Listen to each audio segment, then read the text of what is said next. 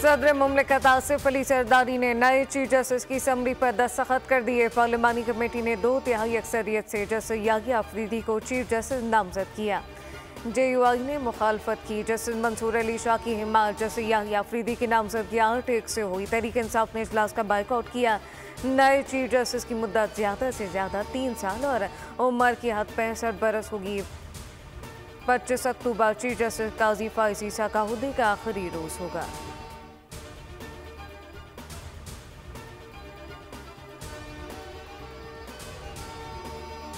कौमी असम्बली इजलास दिन 11 बजे होगा। इजलास का आठने काठी एजेंडा जारी कर दिया गया। जनरल सेल टैक्स इकट्ठा करने में खबन के खिलाफ तवज्जो दिलाओ नोटिस।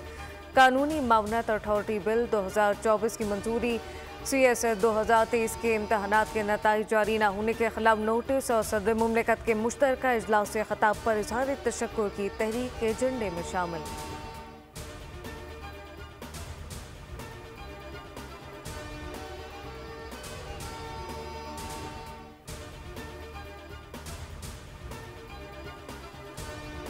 इसराइली फौज का हाशिम सफीउद्दीन को शहीद करने का दावा। वो हिजबुल्लाह के साबिक सरबराह हसन नसरुल्लाह के कज़न हैं। इसराइल ने दावा किया कि 3 हफ्ते पहले बैरूत पर हमले में हाशिम सफीउद्दीन को निशाना बनाया गया।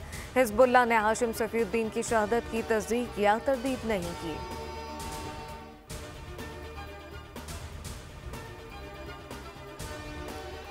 डोनाल्ड ट्रंप एक बार फिर अमेरिकी सदर मुंतखब कर लिए जाएंगे। पेशनगोइयां करने वाले 5 अहम इदारों का सर्वे। डोनाल्ड ट्रंप के जीतने का इम्कान 51%, जबकि कमला हैरिस के जीतने का इम्कान 49% है।